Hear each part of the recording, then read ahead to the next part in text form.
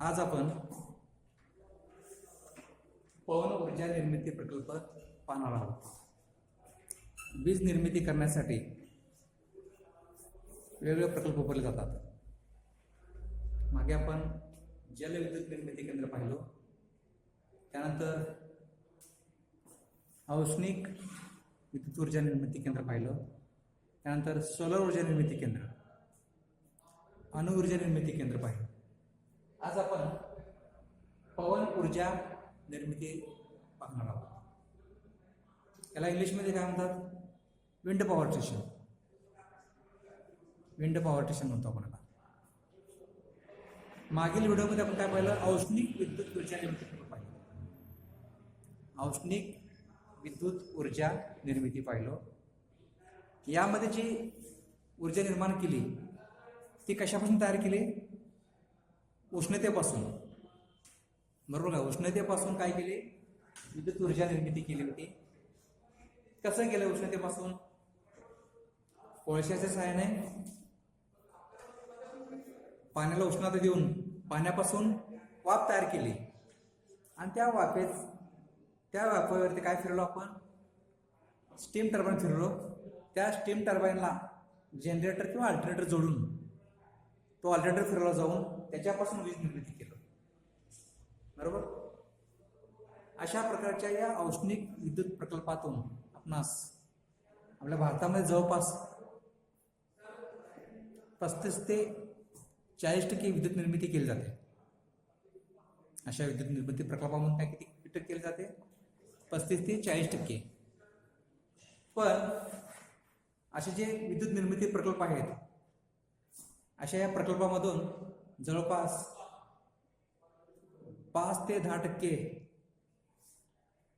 किंवा त्याच्यापेक्षा जास्त उष्णता ही वाया जाते.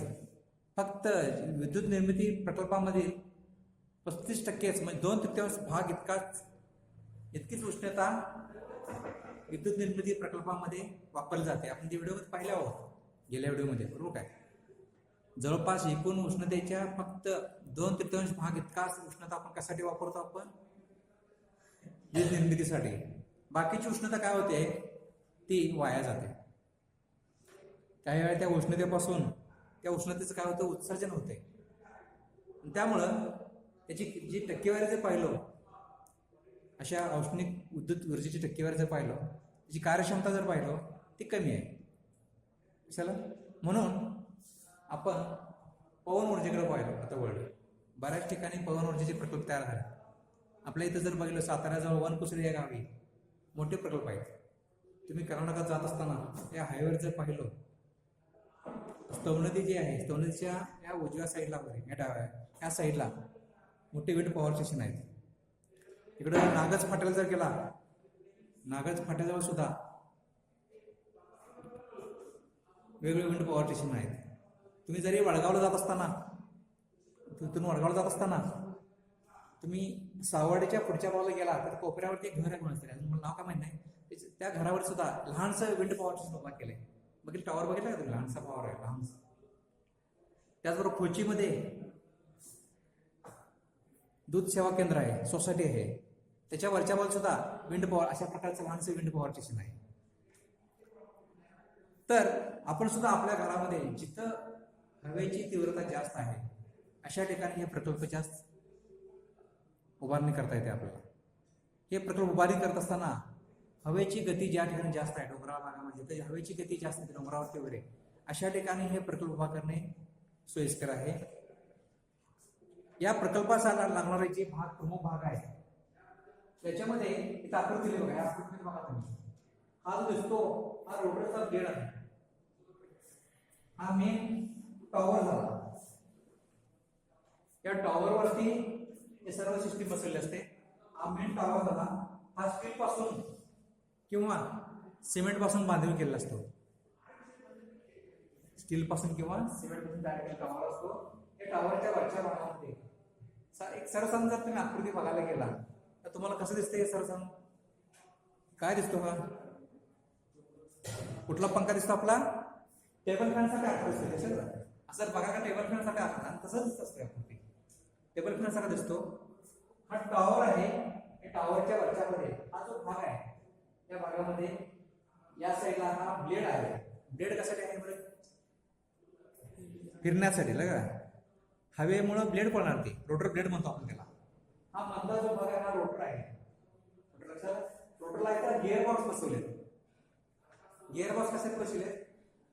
हे जे ब्लेड मोठे असतात आपल्या भागामध्ये ब्लेडचं प्रोडक्शन आहे. कुठं आहे माहिती आहे काय? हा कुठं? टोप समोरून जाताना डी विंड मध्ये दिसते बघा तिथं कंपनी डी विंड. डी विंडची कंपनी आहे, त्या कंपनीमध्ये अशी ब्लेड तयार करतात, टॉवर्स पण तयार करतात. अशी रस्त्याकडे जर बघितलं तर तुम्ही संभापूर जाताना या उजव्या हाताला तिथे पेट्रोल पंप आहे, वडगावच्या पुढे पेट्रोल पंप आहे. पेट्रोल पंप जर पुढे गेला तर त्या ठिकाणी मोठमोठे असे टॉवर्स असतात तुम्हाला, राऊंड आकाराचे, गोलाकार आकाराचे असे टॉवर्सचं प्रोडक्शन केलं डी विंडमध्ये. त्याचबरोबर घोडावत संजय घोडावत आहे नाही यांचा सुद्धा मोठा प्रकल्प होता इथं. तिथं कंपनी तो जो प्रकल्प आहे तो आता जर्मन कंपनीने घेतलेला आहे. रोडला पण होतं सैनिक इंडस्ट्रीमध्ये, त्या ठिकाणी सुद्धा असे टॉवर्स तयार केले जात होते. पण आपल्या भागामध्ये तर आहेच आता सगळ्यांना माहिती आहे. तर असे टॉवर्स असतात. या टॉवर्सच्या वरती हा जो हे जे ब्लेड बसले असतात ते रोटर असतो. असा रोटर मध्ये मधला मग काय रोटरचा, रोटरच्या मध्ये गिअर असतात. गिअर कारण काय आहे, हे जे ब्लेड आहे ब्लेड मोठे हेवी असतात बरोबर काय, आणि हवेच्या सहाय्याने हे फिरवण्यासाठी ब्लेड बसले असतात. हे ब्लेड भरपूर हेवी असल्यामुळे याला हवा जास्त जोरात लागते. आणि इथे हा गिअर बॉक्स बसला असतो. कशासाठी गिअर बॉक्स असतात? याचा एक फेरा झाल्यानंतर याचे फेरे जास्त व्हायला पाहिजे, त्यासाठी गिअर बॉक्स. आपण गिअर बॉक्सच्या सहाय्यानं समजा आपण एखादा फिरणारा भाग असेल आणि त्याला जोडणारा दुसरा भाग म्हणजे ऊर्जेचं स्थित्यंतर म्हणतो आपण. 11 झालं बघा, एकाची ऊर्जा दुसऱ्याला देणे बरोबर. एकाची उदाहरणार्थ काय, मोटरला पुढे पुली बसवतो आणि त्या दुसरं काहीतरी शाफ्टला जोड दुसरं काहीतरी उपकरण जोडू शकतो. मग ती जी आहे ती गती आपण त्याला देऊ शकतो. जेवढे हा फिरतो तेवढीच गती त्याला देऊ शकतो. त्याचबरोबर हा जेवढा फिरतो त्याची गती सुद्धा कमी करू शकतो गिअरच्या सहाय्यानं. माहिती आहे ना, गिअरच्या सहाय्यानं आपण गती कमी करू शकतो आणि गिअरच्या सहाय्यानं त्याला गती वाढवू पण शकतो आपण. गिअर वापर तसा गिअर बॉक्स वापरलाय. याच्या सहाय्याने काय केलं, हा ब्लेडच्या सहाय्याने हा रोटर जर फिरला हा एक फेरा झाल्यानंतर याचे जवळपास त्या आतल्या गिअरमुळं त्या आतल्या रोटरचे जवळपास 1000 फेर सुद्धा होऊ शकतात. तुम्ही तसे गिअर बॉक्सनं ॲडजस्ट केला तर 500, 1000, 50 तुम्ही ॲडजस्ट कसं करा गिअर बॉक्सच्या सहाय्याने. याचा एक फेरा जवळपास याचं काय होतं, तुम्हाला फेरे वाढवत होता, रोटरचे फेरे वाढवत होता. असा गिअर बॉक्स बसवला असतो. गिअर बॉक्समुळे ह्या मधल्या रोटर शाफ्टची गती काय होते, वाढते. आणि हे शाफ्टची गती शाफ्ट फिरला तर काय करणार आहे, आपला टर्बाईन फिरणार आहे. टर्बाईन मध्ये ऊर्जेच्या स्थित्यंतरण एका ह्याची ऊर्जा ह्याची गती ह्याला दिली जाते. कशाला काय, आणि ह्या टर्बाईन फिरल्यामुळे हा विंड टर्बाईन म्हणायचा. जसं आपण उष्णित प्रकल्पमध्ये जो टर्बाईन वापरतात काय म्हणलं, कसला टर्बाईन म्हणला, स्टीम टर्बाईन वापरला आपण. वापेच साईड टर्बाईनला फिरलो म्हणजे त्याला स्टीम टर्बाईन म्हणतो. त्याला वाऱ्याचा साईड फिरवलं गेला म्हणून काय म्हटलं, विंड टर्बाईन म्हणतो आपण. हा टर्बाईन फिरला तर याची गती कशात देणार आपण, ह्या जनरेटरला. त्यामुळे जनरेटर काय म्हणणार आहे, फिरला म्हणणार आहे. जनरेटर फिरला तर इथे काय तयार होणार आहे, वीज तयार होणार आहे. ती वीज इथे ह्या कंट्रोल युनिटमध्ये काय दिली जाणार आहे. आणि ह्या तयार झाणारी वीज आहे त्या विजेच्या सहाय्याने तयार होणाऱ्या विजेच्या सहाय्याने काय केलं जातं आपण, ती इथे ट्रान्सफॉर्मर वापरतात आणि ट्रान्सफॉर्मरच्या सहाय्याने स्टेपअप करून ती ऊर्जा मग परत बाहेर पाठवली जाते.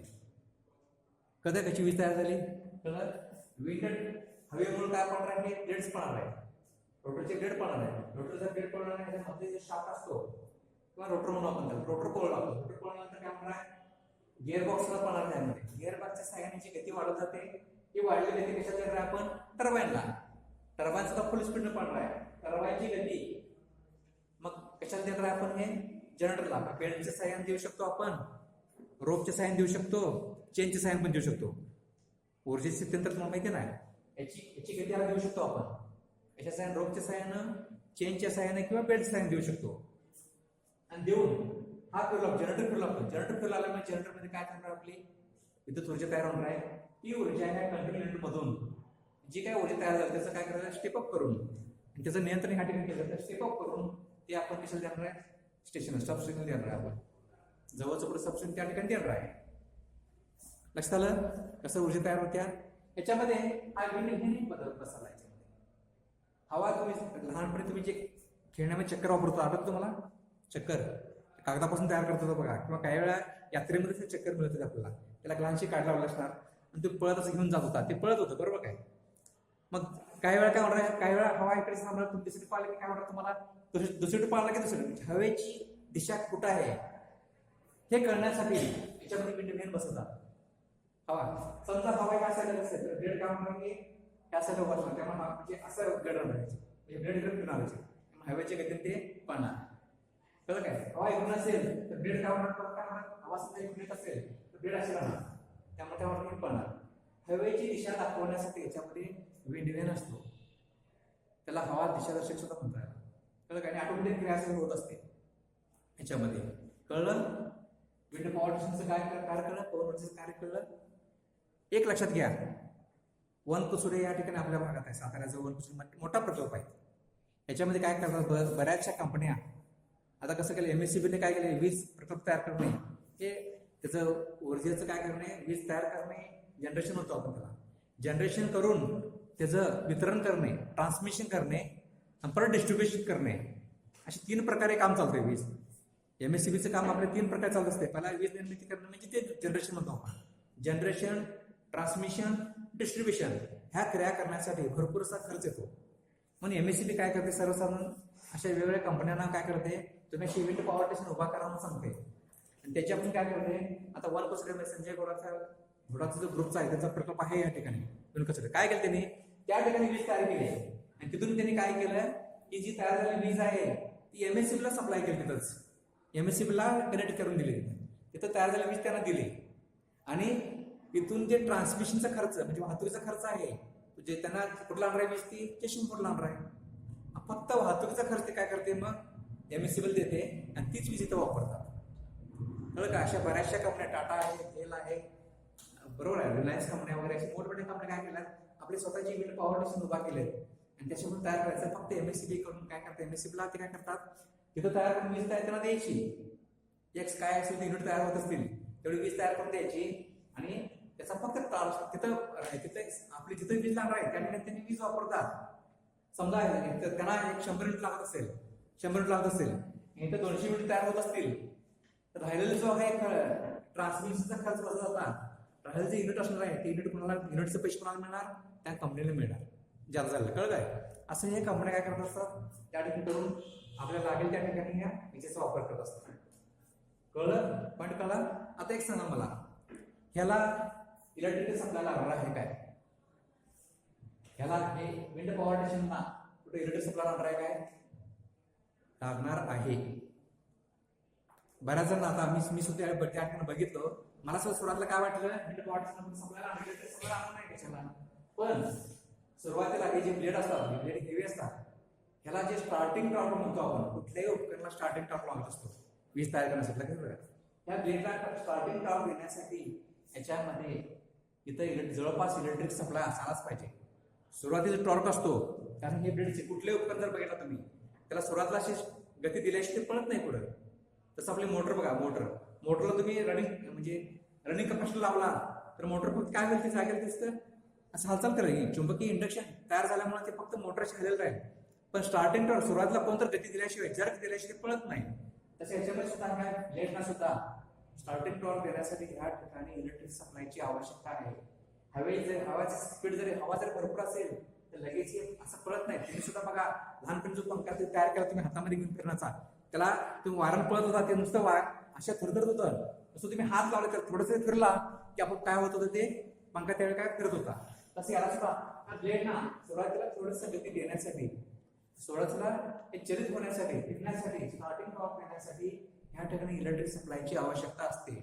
मग त्या काळामध्ये एमएससीबी कडून काय करते, या युनिटमध्ये काय करते एमएससीबी कडून सुरुवातीला फक्त हवाची गती वाढली, हवा सुरुवातीला काय करणार, ह्याला स्टार्टिंग टॉर्क देऊन हे काय ब्लेड सुरुवातीला इलेक्ट्रिक सप्लायने फिरवलं जाते आणि नंतर आवश्यक गती झाली तो इलेक्ट्रिक सप्लाय काय होत असतो, आपोआप काय होत असतो, या ठिकाणी बंद होतो.